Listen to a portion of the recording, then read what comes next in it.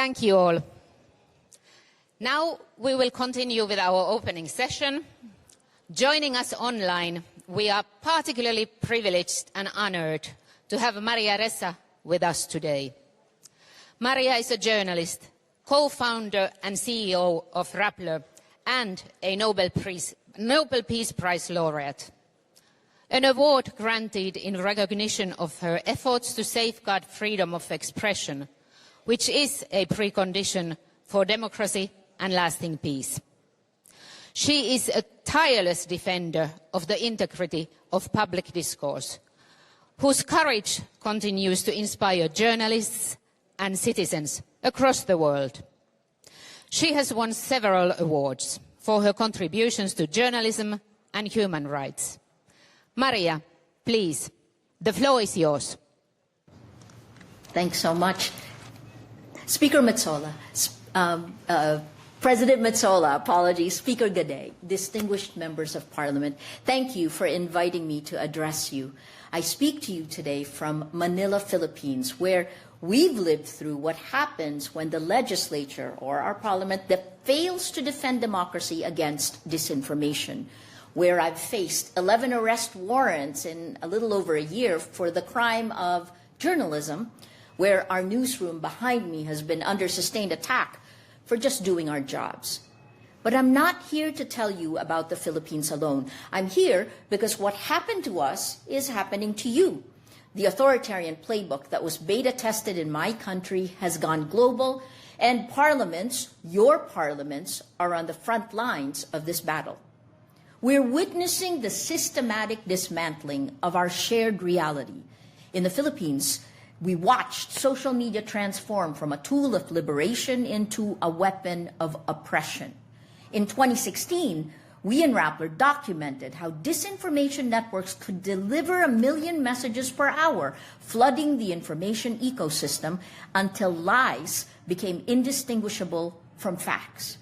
This isn't just happening in developing democracies. You know this now. Look at your own societies.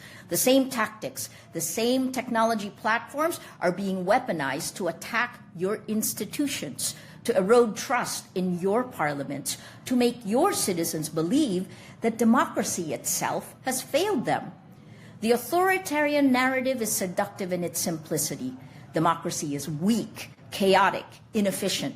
Strong men offer order. They promise simple solutions to complex problems, and they use the very tools of democracy, free speech, open debate, electoral systems, to destroy it from within. Parliaments today face attacks on 3 fronts. First, the assault on truth itself. When there are no facts, when every piece of evidence can be dismissed as fake news, how can parliaments conduct oversight? How can you hold governments accountable when accountability requires agreement on basic reality? In my country, we've seen congressional hearings become theater, where documented corruption is dismissed with viral lies. Second, the algorithmic manipulation of public discourse. The platforms that were supposed to democratize information have instead created surveillance capitalism that profits from polarization. They've turned democratic debate into tribal warfare. Your constituents aren't just disagreeing anymore. They're living in parallel realities, each with their own facts, their own heroes, their own enemies. The erosion of institutional trust. This is the most dangerous. When citizens no longer believe their parliaments represent them, when they see democratic institutions as corrupt or captured, they become willing to trade freedom for the false promise of authoritarian efficiency. But here's what authoritarians fear most: the triumvirate of parliamentary power, press freedom, and civic engagement working together. Parliaments need a free press. We are your early warning system. When Rappler exposed the disinformation networks in 2016, we were sounding the alarm for democracy itself. When we revealed how Cambridge Analytica-style operations were manipulating our elections, our people, we were defending the integrity of representative government. But we can't do this alone. In the Philippines, when the executive branch weaponized the law against us, it was Our legislature that should have been our shield. Instead, many of our legislators amplified the attacks, spreading the very lies meant to destroy us. This is why the European Parliament's commitment to press freedom isn't just about protecting journalists. It's about protecting your own institutional power. When the press is silenced, parliaments are blinded. I've said this before and I'll say it again. Information integrity is the mother of all battles. Without facts, you can't have truth. Without truth, you can't have trust. Without trust, we have no shared reality, and without that, democracy dies. Parliaments must become champions of information integrity. This means legislative action to hold technology platforms accountable, not just for content, but for the algorithmic amplification that turns lies into weapons. The EU's Digital Services Act is a start, but enforcement will determine whether it's meaningful or merely symbolic.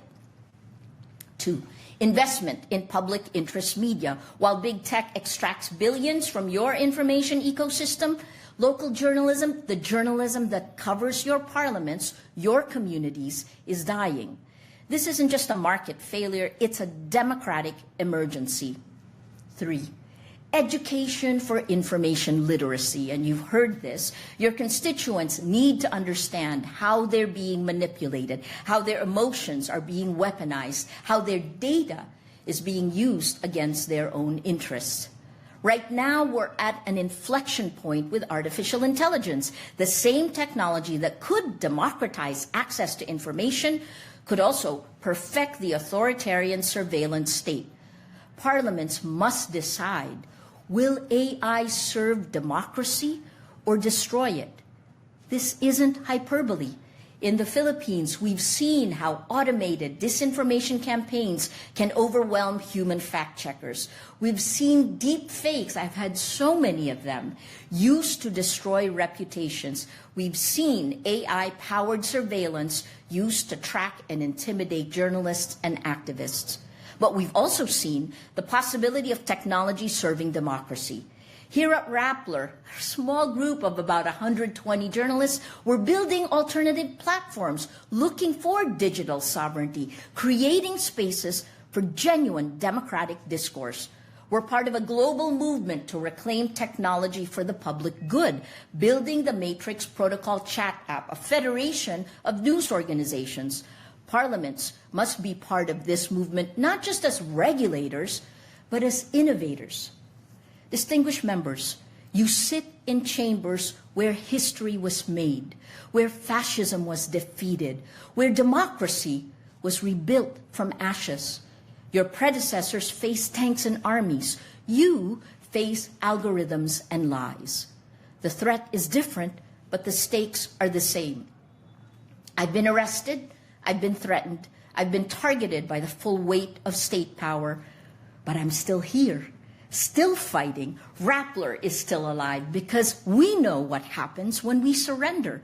I've seen democracy die in real time, suffocated by lies, strangled by silence. But I've also seen democracy fight back. I've seen citizens refuse to accept manufactured reality. I've seen journalists, our young journalists, risk everything for truth. I've seen parliaments remember their purpose and reclaim their power. This is not a battle any one institution can win alone. Parliaments need journalists to inform your debates. Journalists need parliaments to protect our freedom. Citizens need both to defend our democracy. We must build what I call a trust triangle, connecting parliaments, journalists, and people in defense of truth. This means parliamentary hearings that platform facts, not propaganda, legislation that protects whistleblowers and journalists, oversight that follows evidence regardless of political costs, international cooperation that recognizes authoritarian information operations as the security threat they are. The European Parliament has unique power here.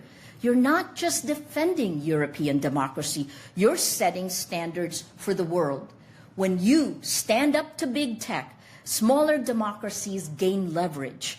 When you defend press freedom, you protect journalists everywhere.